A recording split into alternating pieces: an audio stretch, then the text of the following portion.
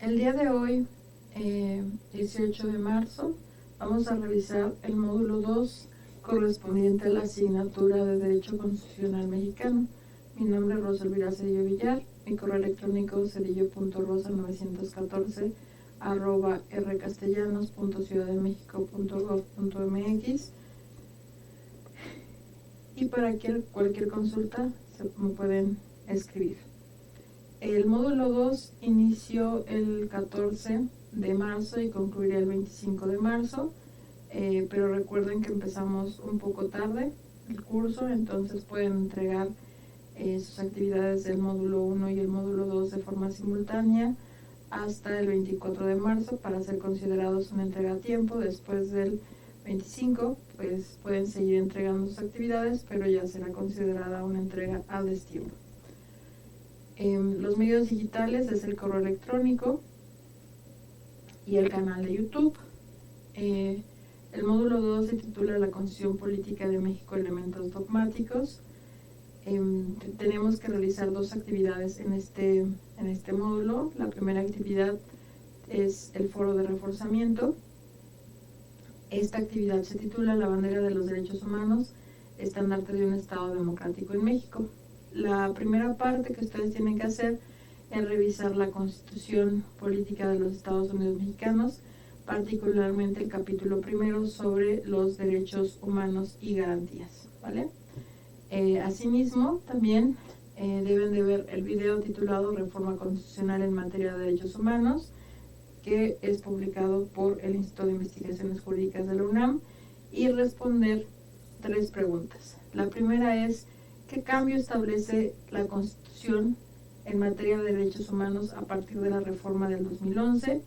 La segunda pregunta es: ¿cuál es la diferencia entre derechos humanos y derechos fundamentales y garantías individuales? Que ustedes puedan expresar de manera clara cuál es la diferencia entre derechos humanos, derechos fundamentales y garantías individuales. Finalmente, la última pregunta: ¿cuáles son las obligaciones constitucionales en materia de derechos humanos de las autoridades para no violentar los derechos humanos de Karen? Aquí es importante que ustedes hayan leído o revisado el incidente crítico, donde se establece el caso de Karen. Karen es un estudiante que profesa la creencia o la religión musulmana y acude a una escuela pública en la Ciudad de México. Entonces, queremos ver la forma en la que podamos defender todas las esferas de derechos humanos del estudiante Karen. Recuerden que la estructura con la cual se tienen que redactar sus participaciones en el foro de reforzamiento es una estructura argumentativa. Debe de contener una introducción, desarrollo y conclusiones, y no solamente responder las preguntas. Y deben de quedar perfectamente respondidas las 3 preguntas. Además de esto, ustedes tienen que realizar 2 comentarios de sus compañeros. Un comentario completo es aquel que primero saluda al compañero que ustedes van a comentar: apreciable compañero, después de haber leído minuciosamente tu aportación al foro de reforzamiento, puedo expresar que concuerdo con la definición que proporciona sobre derechos fundamentales. Sin embargo, después de haber leído estos artículos, podría aportar a tu participación lo siguiente. La idea es que ustedes establezcan un diálogo para que tengan aprendizajes, ¿vale? Entonces, los criterios de evaluación de este foro son que ustedes demuestren que manejan los conceptos, que utilicen fuentes de información confiable para la redacción de estos foros, y que brinden retroalimentación a sus compañeros, ¿no? De esta forma ustedes demuestran que están aprendiendo a manejar la comunicación asertiva escrita. Ahora, en la tarea auténtica, ustedes deben de, seguimos en el mismo tenor de revisar la parte dogmática de la Constitución y nos señala que los derechos humanos están basados en la libertad, justicia y paz en todos los rincones del mundo, ¿no? Aquí es importante resaltar la reforma del 2011 en materia constitucional. Primero tienen que elaborar un mapa conceptual o un cuadro sinóptico en el que se destaquen los elementos fundamentales que están establecidos en el capítulo primero de la Constitución Política de los Estados Unidos Mexicanos, los primeros 29 artículos, y considerar pues qué fue lo que se mejoró, lo que se agregó en materia de derechos humanos después de la reforma del 2011. La relación entre tratados internacionales y principios constitucionales, cuál tiene más prioridad para proteger y procurar los derechos humanos, ¿no? Añade una breve reflexión sobre la relación de estos elementos centrales en la parte dogmática de la Constitución y su relación con el incidente crítico de la asignatura. Incluye las citas y referencias en formato APA. Este archivo lo deben de mandar en un documento de texto, Word o PDF, con la siguiente nomenclatura. Es licenciatura en Relaciones Internacionales, unidad, bueno, es módulo 2, apellido paterno, materno, nombre, ¿no? Y esta es una tarea auténtica. Aquí también recuerden que lo que se evalúa es la que ustedes demuestren que comprenden el tema, la organización visual, la confiabilidad y validez de las fuentes y la comunicación escrita. Aparte del cuadro sinóptico, ustedes tienen que agregar una breve reflexión sobre, pues primero, la importancia de la introducción de los derechos humanos al cuerpo de la Constitución en el capítulo primero y también su opinión sobre si es importante o no que tanto los tratados internacionales como la Constitución en materia de derechos humanos tengan el mismo nivel, es decir, la Constitución no está por arriba de los tratados internacionales y los tratados internacionales pues están por arriba de la Constitución, ¿no? Entonces, ahí hablamos del concepto de supremacía constitucional. Bueno, ¿cuáles son los contenidos de este segundo módulo? Pues vamos a revisar los antecedentes de la Constitución de 1917, el contenido social, los derechos fundamentales, derechos humanos y sus garantías, los principios constitucionales en materia de derechos humanos, las obligaciones constitucionales de las autoridades en materia de derechos humanos, los mecanismos de protección de los derechos humanos, reforma en materia de derechos humanos y amparo de junio de 2011 y finalmente el cierre de la unidad. Bueno, este segundo módulo tiene como objetivo fundamental que ustedes comprendan la importancia o la relevancia que tiene la reforma del 2011 en materia constitucional. Primero, el propósito es explicar la importancia a nivel internacional del contenido social de la Constitución de 1917 y dimensionar la relevancia que tiene la reforma constitucional del 2011 en materia de derechos humanos.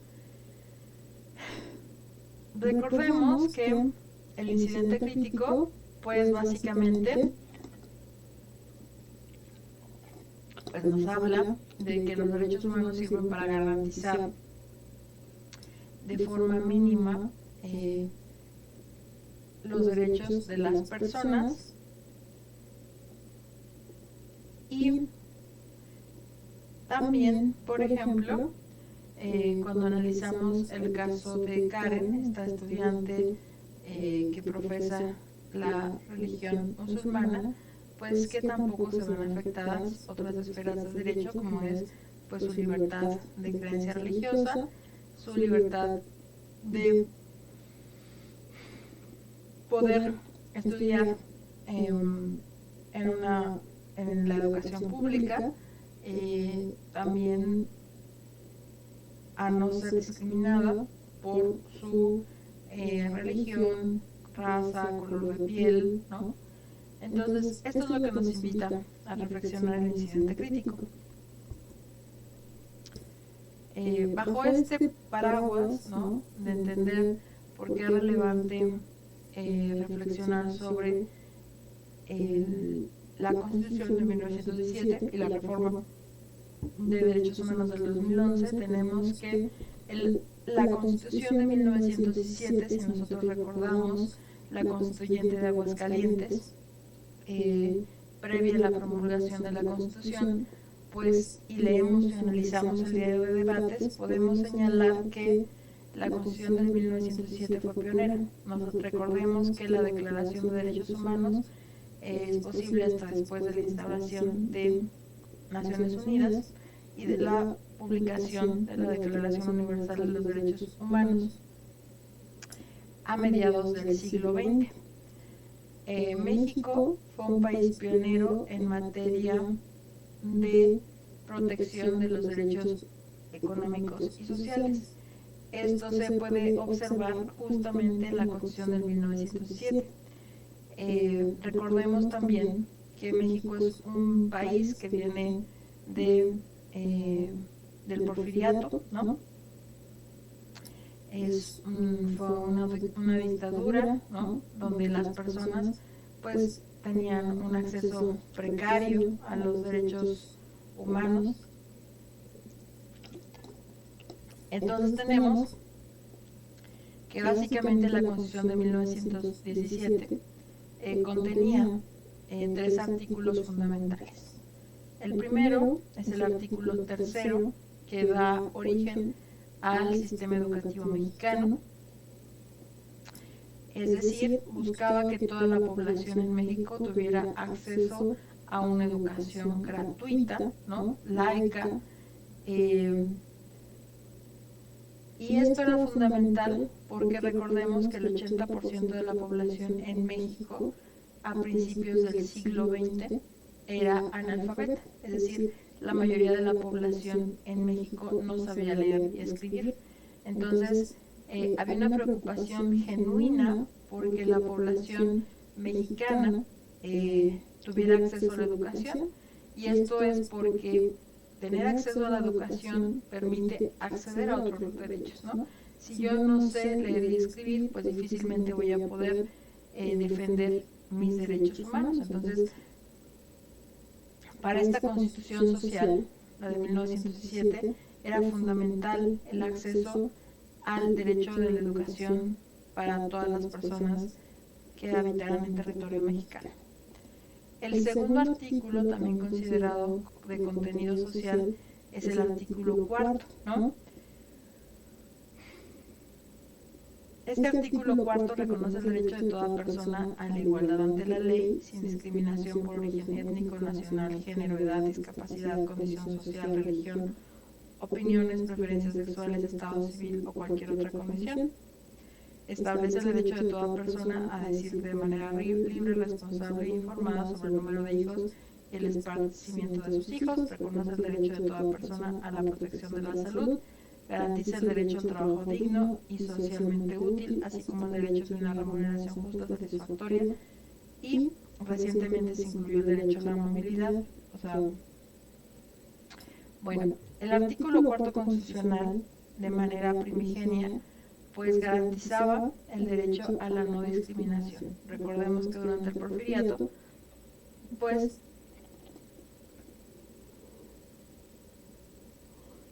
había una marcada diferenciación social entre diversos estratos. Sería importante, pues primero fomentar la no discriminación, segundo, reconocer el derecho al trabajo, pero un trabajo digno, ¿no?, un trabajo remunerado. También esto es importante porque,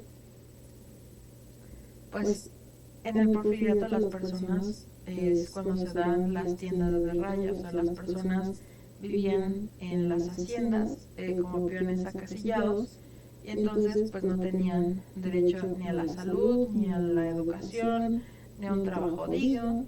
Entonces, en el cuarto constitucional se plantea que justamente las personas, primero, tienen derecho a la no discriminación, segundo, tienen derecho a la salud, tienen derecho a un trabajo digno, y Bueno, esto fue lo que se incluyó en el Cuarto Constitucional de 1917.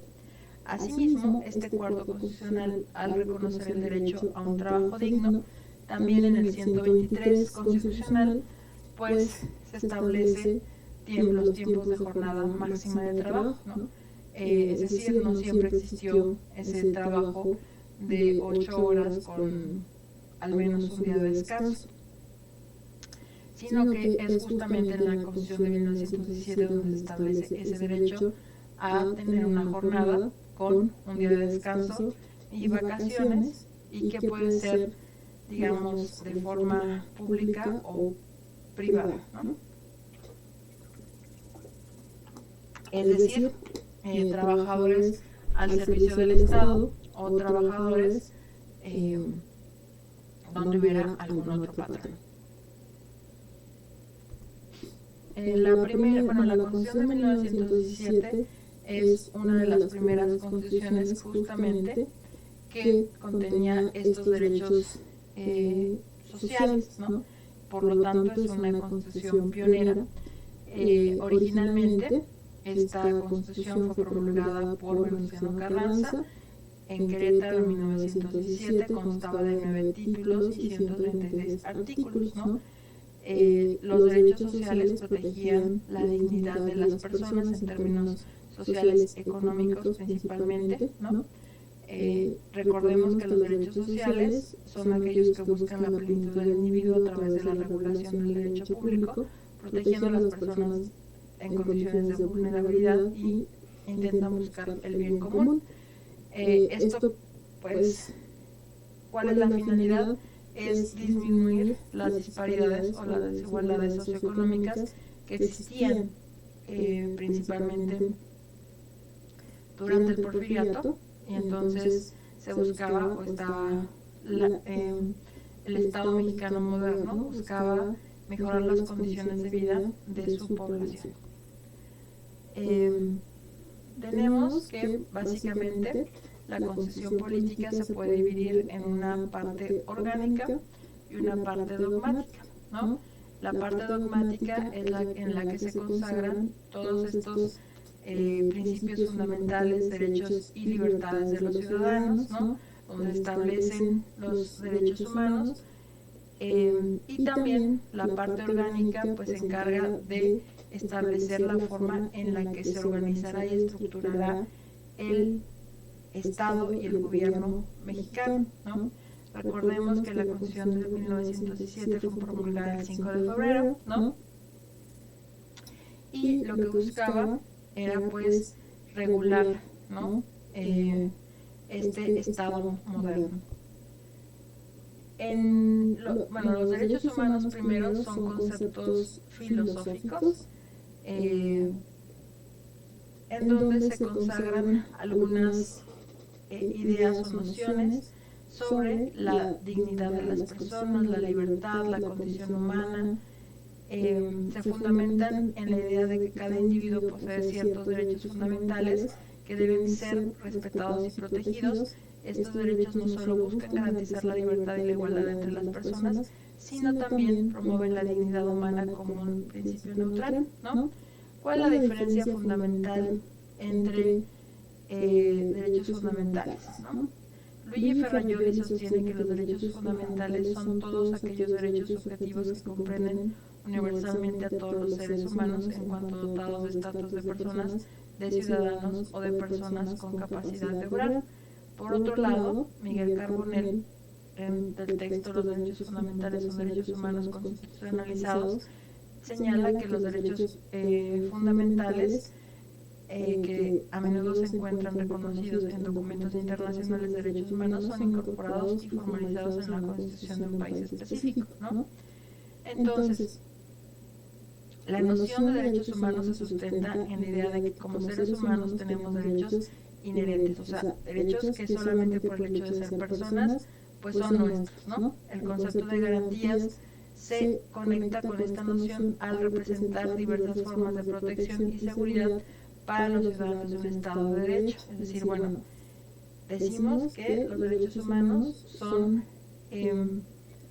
son inalienables, ¿no? O sea, nos pertenecen solamente por el hecho de ser personas, y las garantías son aquellos, digamos, elementos que se encuentran consagrados en una Constitución y que el Estado tiene la obligación de garantizar o defender.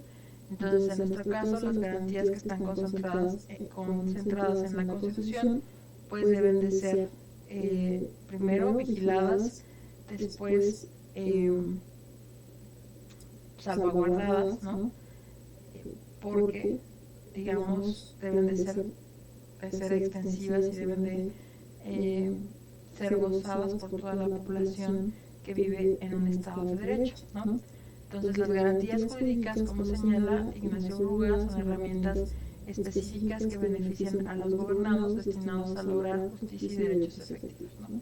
Entonces, la idea es que si estos derechos fundamentales están consagrados en una Constitución, pues es obligación del Estado salvaguardar este conjunto de derechos humanos. Bueno,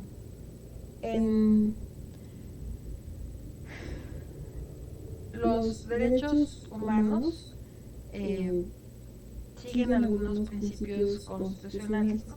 En este caso, estos principios importantes en materia de derechos humanos son, primero, son universales, y son universales porque son válidos en todo lugar, ¿no? O sea, no dependen de un lugar específico. Son imprescriptibles porque no tienen fecha de expiración. Son inalienables porque a ninguna persona se le pueden quitar estos derechos, ¿no? Son cada persona solamente por ser persona, pues ya nace con esta esfera de derechos, ¿no? Son irrenunciables e intransferibles. Si yo no puedo decir, bueno, renuncio a mi derecho a la vida o renuncio a mi derecho a una vida digna, ¿no? Ninguna persona puede renunciar a sus derechos. Son integrales e interdependientes porque unos están interrelacionados con otros. O sea, lo que les decía, si yo tengo derecho a la educación, pues entonces voy a tener mayor posibilidad de ejercer mi derecho a la libertad de creencia religiosa. Voy a poder también defender otras esferas de derechos, como al tener un trabajo digno, tener derecho a la salud, ¿no? Entonces, y todos estos derechos son interdependientes y son progresivos, es decir, siempre se quiere que se mejore las condiciones de las personas y no son retroactivos, que quiere decir que pueden ser, o sea, no vamos a incrementar la esfera de los derechos, no vamos a hacer que cada vez sean más pequeños, ¿no? Entonces, las obligaciones constitucionales de las autoridades en materia de derechos humanos. De acuerdo al artículo 1 constitucional de México, resalta las obligaciones que tienen todas las autoridades en relación con los derechos humanos. Este mandato constitucional establece que dentro de sus respectivas esferas de competencia, las autoridades deben cumplir con una serie de compromisos esenciales. Primero, respetar, ¿no? Es obligación de todas las autoridades en los distintos órdenes de gobierno de respetar los derechos humanos de las personas. Después, proteger, ¿no? Las diversas autoridades deben de proteger el marco institucional, y dentro del marco institucional están reconocidos los derechos humanos. Y después garantizar, ¿no? O sea, también la parte de las garantías es que el Estado se convierte en un ente vigilante, ¿no? Que debe de garantizar el acceso y el respeto a los derechos humanos. ¿Cuáles son los mecanismos de protección de los derechos humanos, ¿no? De acuerdo al Instituto de Investigaciones Sociales de la UNAM y el Instituto Electoral, en México existen varios mecanismos para buscar la justicia y exigir la protección de los derechos humanos. Las personas pueden usar primero el juicio de amparo, ¿no? Que se presenta ante las instancias del Poder Judicial de la Federación, el juicio de protección de los derechos políticos electorales, que se atiende por el Tribunal Electoral del Poder Judicial de la Federación, y los mecanismos de queja ante la Comisión Nacional de Derechos Humanos, ¿no? El juicio de amparo, por ejemplo, acontece cuando ocurre una acción en contra o digamos que no está en apego a derecho, entonces las personas pues pueden meter controversias constitucionales para ante la Suprema Corte de Justicia de la Nación, pero esto debe ser un grupo organizado de personas, se mete o un juicio de amparo a una controversia constitucional para poder señalar que hay un acto de autoridad que va en contra de un derecho, ¿vale? Después de esto tenemos también los juicios de protección a los derechos políticos electorales. Recuerden que actualmente, por ejemplo, se reconoce el acceso de las mujeres a participar de una vida política. Si por algún motivo, solamente por el hecho de ser mujer o por tener una orientación sexual diferente, se limitara o se restringiera el acceso a la participación política a un cargo público, pues entonces se podría presentar ante el Tribunal Electoral del Poder Judicial una denuncia donde se están restringiendo pues estos derechos políticos. Entonces esto lo resuelve pues el Tribunal Electoral del Poder Judicial. También tenemos el mecanismo de la queja. Si todo, digamos, ciudadano siente que se ha violentado sus derechos, ¿no? Sus derechos humanos, pues puede presentar el recurso de queja ante la Comisión Nacional de Derechos Humanos, señalando cuál fue el acto de autoridad que violentó alguna esfera de sus derechos. En la reforma en materia de derechos humanos y amparo de junio de 2011 refiere que primero nos va a decir que en el artículo primero reestructuró las responsabilidades y la organización de los gobiernos a nivel federal, estatal y municipal, así como de los órganos legislativos y judiciales. Esto para asegurar el respeto, la protección, la garantía y la promoción de los derechos humanos en todas las personas en México, independientemente de su nacionalidad. La reforma impactó en 11 artículos constitucionales clave, incluyendo el primero, el tercero, el 11º, el 15º, el 18º, el 29, el 33, el 89, el 97, el 102 y el 105, ¿no? Todo esto para fortalecer la protección que brinda el Estado mexicano a los derechos humanos. Bueno, ¿cuáles son algunos cambios significativos que se han incluido en esta reforma constitucional? Primero es que todos los derechos humanos establecidos en tratados internacionales se incluyeron, bueno, que eran suscritos, ¿no?, por el gobierno mexicano en tratados constitucionales, pues fueron reconocidos por la Constitución. La siguiente reforma importante del 2011 fue el reconocimiento del derecho a una audiencia para las personas extranjeras en caso de expulsión del territorio nacional por parte del presidente de la República. La habilitación de la Comisión Nacional de Derechos Humanos, la Comisión de Derechos Humanos de la Ciudad de México y las comisiones estatales correspondientes para proteger los derechos laborales, la obligación de las autoridades de aplicar el principio pro persona al interpretar la norma de derechos humanos, lo que implica priorizar la norma o interpretación más favorable a la persona, ¿no? Finalmente, la exigencia de todas las autoridades, sin excepción, de cumplir con 4 obligaciones específicas: promover, respetar, proteger y garantizar los derechos humanos. Entonces, en esta unidad básicamente lo que se revisó es primero conocer pues que en México tenemos un antecedente como es la Constitución de 1917, donde ya habían sido incorporados en el apartado de las garantías individuales pues estos derechos humanos, ¿no? Y estos derechos humanos, al ser reconocidos como garantías individuales, pues el Estado garantizaba que este conjunto de derechos pues los tuviera cualquier persona, ¿no? Pero es hasta la reforma del 2011 cuando se enuncia abiertamente que el capítulo primero pues va a ser el de los derechos humanos y las garantías, ¿no? Y estos derechos humanos pues deben de ser imprescriptibles, inalienables, ¿no? Son interdependientes y que deben de ser progresivos, ¿no? Entonces, gracias a esto, pues actualmente tenemos mayores recursos para señalar un acto de autoridad por parte de los gobiernos en distintos niveles, estatal, federal y local, ¿no? Y también mayores mecanismos de protección para el respeto y la garantía de los derechos humanos.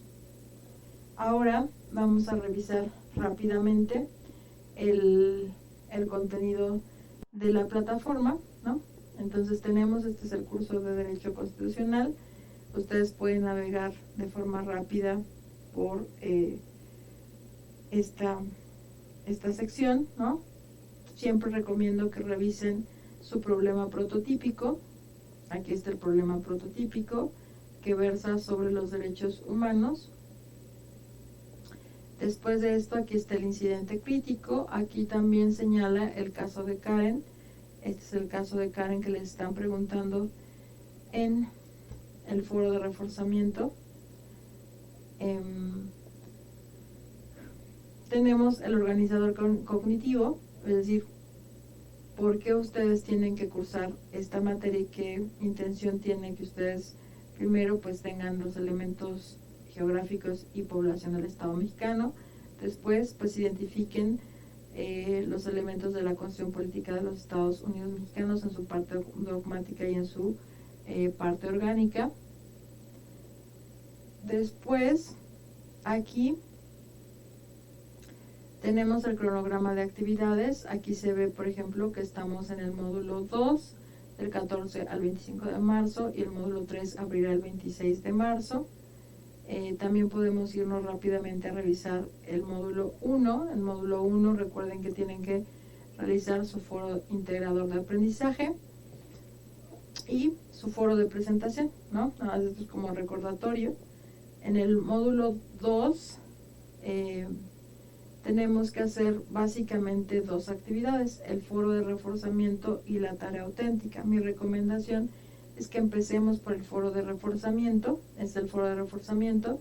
Este es el video de reforma constitucional en materia de derechos humanos. Por favor, véanlo.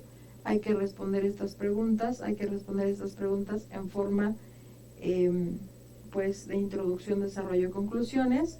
Recomiendo también siempre que revisen su escala de evaluación. Aquí vienen los criterios que se van a evaluar en su foro, ¿no?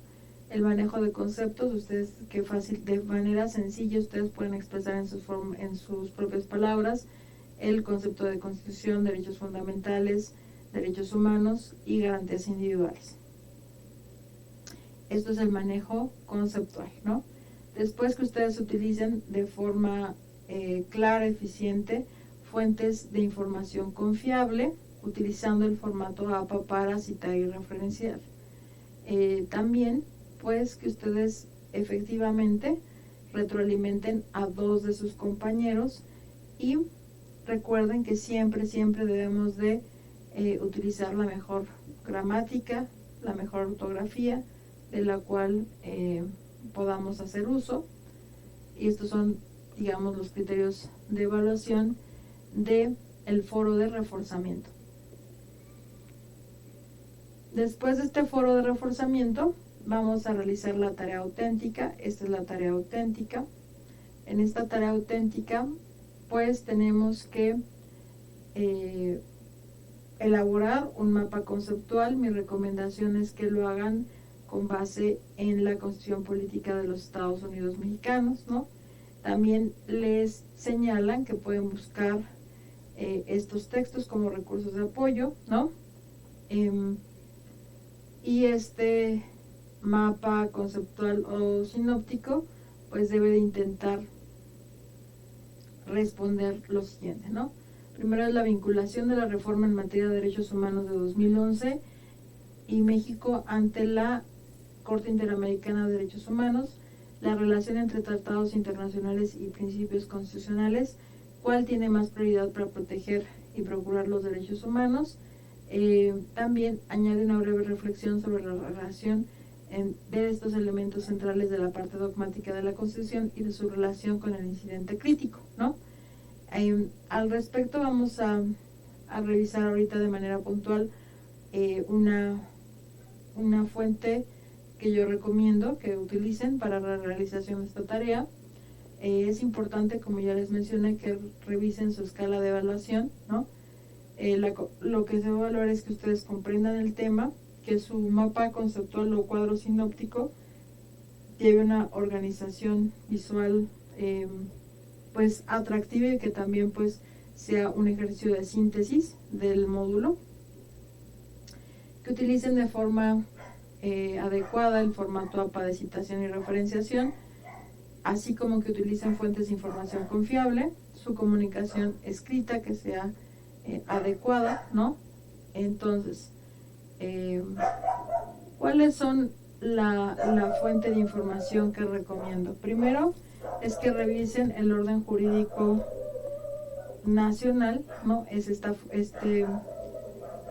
este sitio, ¿no? Entonces, aquí, de manera específica, ustedes revisan el orden jurídico nacional.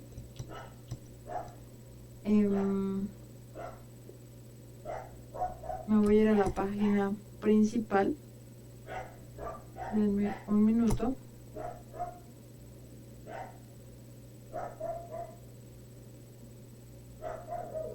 Este es el sitio del orden jurídico nacional y de manera específica voy a revisar los documentos de la Constitución Política de los Estados Unidos Mexicanos.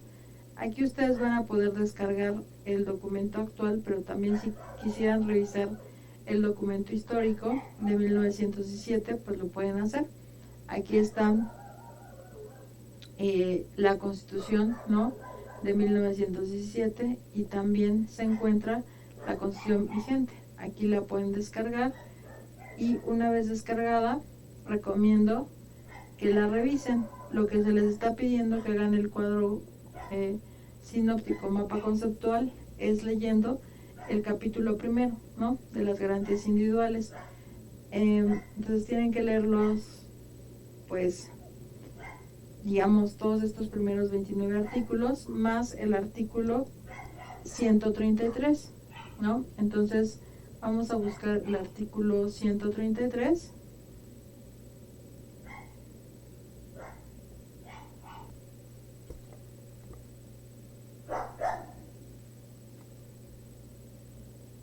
Bueno, el artículo 133 refiere que esta Constitución, las leyes del Congreso de la Unión que emanen de ella y todos los tratados que estén de acuerdo con la misma celebrados y que se celebren por el Presidente de la República Mexicana con la aprobación del Senado, es decir, que serán ratificados por el Senado y por la Cámara de Diputados. Los jueces de cada entidad se arreglarán a dicha Constitución, leyes y tratados a pesar de las disposiciones en contrario que pueda haber en las constituciones o leyes de las entidades federativas. Con este artículo, con esta reforma al artículo 133 se reconoce que los tratados internacionales en materia de derechos humanos y la Constitución política tienen el mismo nivel jerárquico, es decir, no están ni por encima ni por abajo de la Constitución.